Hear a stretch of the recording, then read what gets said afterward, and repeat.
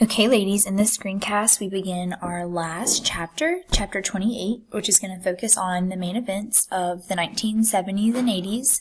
Please note this screencast will be covered over two separate videos, the second including our last resistor and dissenter of the year.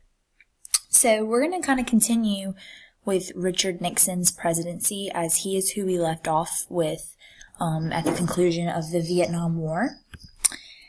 During Nixon's presidency, the United States economy entered a period known as stagflation. This is a period of both high unemployment and high inflation, which is increased prices. The stagflation period during Nixon's administration was caused by many things, but primarily the OPEC oil embargo. OPEC was a main Middle Eastern oil cartel made of basically multiple Middle Eastern nations. It stands for the Organization of Petroleum Exporting Countries, but you don't need to know that. Basically, due to several political reasons, including our support of Israel in the 1970s, OPEC has released an oil embargo. They're not selling us any oil, so there's a gas shortage in the U.S., which is going to cause a major increase in prices. That just kind of stifles the economy. Basically, if companies have to now pay increased prices for things like shipping, that hurts their business. They have to lay people off. Those people lose their jobs. They're now not spending money. Other businesses are hurt. So it's just kind of a trickle-down effect of a slower economy. Nixon really can't do anything to combat this stifling of the economy, so it just really hurts his public image as president. But of course, his ultimate downfall will be something known as the Watergate Scandal. Nixon ran for re-election in the year 1972, which he will win, by the way. But in that election year, in the summer before the election, 5 men were arrested for breaking into the Democratic National Committee headquarters, which were in the Watergate apartment and business complex. So Watergate actually refers to a building. It's the building center that you see on the screen. There was a break-in at the Democratic National Headquarters. That would kind of imply that someone from the Republican Party was orchestrating this break-in to maybe spy on the Democrats, as the men were caught tapping phone lines and taking pictures of important documents. At the time, Nixon, made it very clear that he had nothing to do with this, but that the White House would be conducting a thorough investigation, just to make sure that they could get to the bottom of it. It's pretty clear that Nixon covered up his involvement, with, bribes or trying to buy FBI silence, but basically eventually the men who were caught start, talking and pointing fingers at each other. An informant informed the FBI that Nixon happens to keep audio tapes of all of his phone conversations, meaning that he would likely have discussed this incident, if he did in fact have anything to do with it, at some point on the phone. And so basically the FBI demands that Nixon hand over these audio tapes during the months preceding the Watergate incident to try to determine whether or not the White House had anything to do with the incident. And Nixon refused to turn over the tapes and said it was a national security issue. And then there just basically ensued a year-long battle.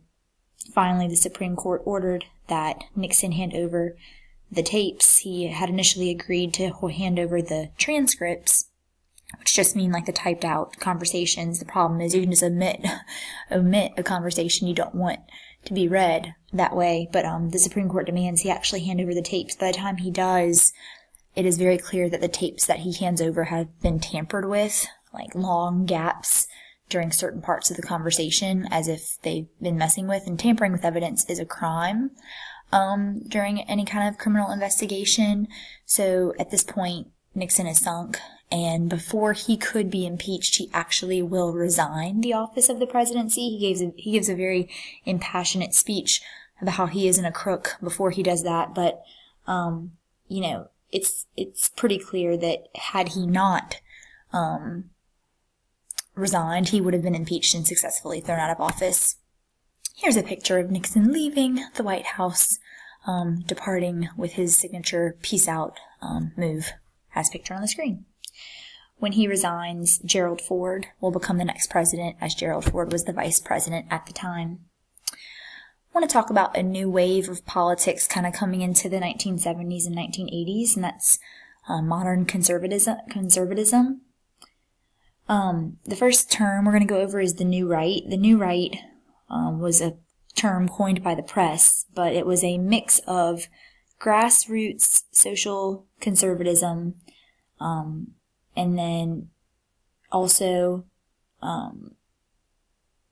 economic conservatives, so people who were concerned with like social issues coming on during this kind of 60s, 70s, 80s era, such as like civil rights, student movements, the feminist movement that we're going to learn more about in that video we're going to watch in class, but also, conservatives who oppose government intervention through things like social welfare, which would be an economic, endeavor. One part of this idea of modern conservatism is a religious connotation.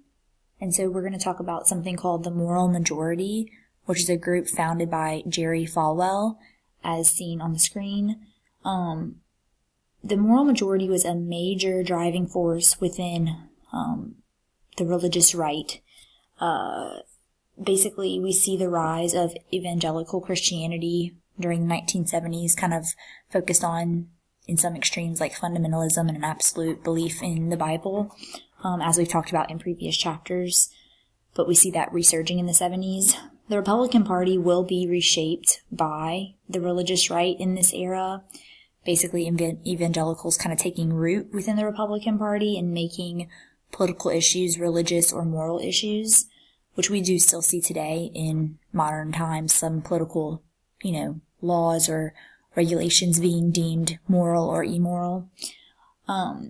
Evangelicals will become one of the most powerful voting blocs in this era. Jerry Falwell will find that group, the Moral Majority. They were a political lobbying group.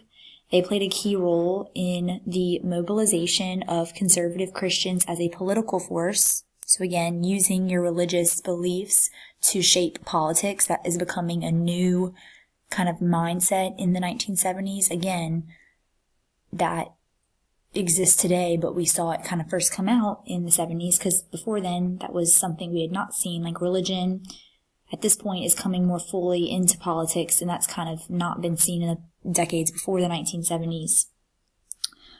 Falwell justified his involvement in politics and the inevitable mix of religion and government with basically just the evidence of social issues he deemed in society at the time, such as drugs, abortion, potentially thinking that like the further left we went, the more likely communism would be to prevail. So he's kind of like tapping in even to the Red Scare that's still hanging on there a little bit in this era. But he is going to be, and the moral majority will be a force that helped get future President Ronald Reagan elected. So before we get to Reagan, let's talk about his predecessor, Jimmy Carter, who is the president to follow Gerald Ford.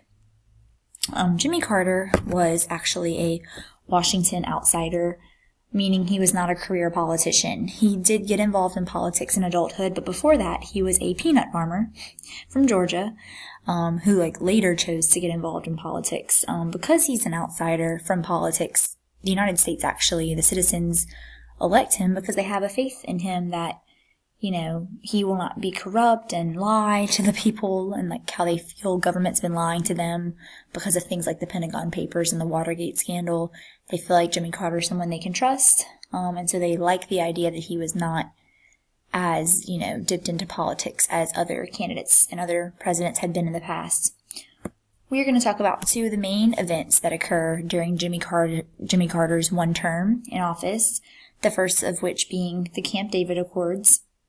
So in this kind of era in the late 70s, we're starting to see a lot of turmoil and unsettlement in the Middle East, and there were many troubles in the Middle East, and Jimmy Carter wanted to be able to bring peace in just any way he was able to leave that mark. And so he will invite longtime enemies Egypt and Israel to the United States to his retreat at Camp David. If you're not familiar, Camp David is the presidential retreat that is located in Maryland. So he invites the leaders from both Egypt and Israel to come to Camp David, to his retreat center, to basically negotiate, have meetings. After 12 days of negotiation and negotiating together, the two countries will sign the Camp David Accords as a sign of peace between these two nations. This is the first ever peace agreement signed between Israel and an Arab nation. So that is a kind of win or victory for Jimmy Carter in creating peace and also helping his image as president. Something that does not help Jimmy Carter's image as president is the event known as the Iranian hostage crisis.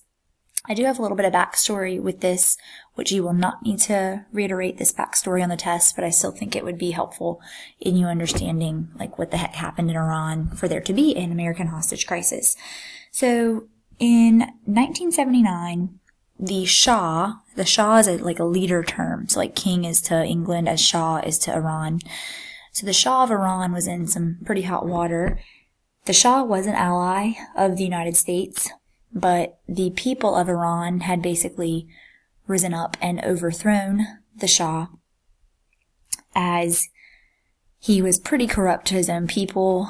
We liked him because he was cooperative with the United States and fairly westernized, but the people did not like him, and they overpowered him, and they instated in his place the Ayatollah Khomeni, as you see his name on the screen, and he is pictured on the top left. The Shah is the guy on the right, the one that looks more Western with the suit and tie. Not very Middle Eastern, how he is dressed.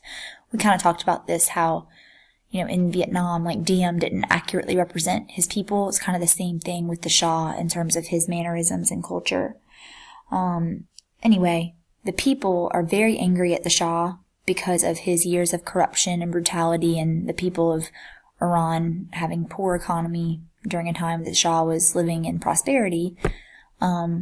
They basically forced the Shah to flee the country, and the United States accepts him as an exile, and we basically allow him to enter the U.S. to receive cancer treatments during his time of like poor health. So the people of Iran basically want to demand that the U.S. return the Shah, and we refuse. We basically say, we're not going to negotiate with you all. We're not going to have y'all tell us we're forced to return your leader. We know that if we return the Shah and give the Shah back to the Iranian government, that they will probably execute him. And as he is a former friend and ally, we don't want that to happen. So this really infuriates the revolutionaries of Iran and the followers of Khomeini. And in November of 1979, a group of armed students will seize the U.S. Embassy, which is located in the capital of Iran. The capital is Tehran, like the Tehran Conference. They will storm the U.S. Embassy and they will take 52 hostages. Basically, they now are in negotiations with the U.S. where they are basically demanding that we return the Shah in exchange for the release of their prisoners. We made several attempts to free the hostages, but we were not going to negotiate and give the Shah up because that is a sign of weakness.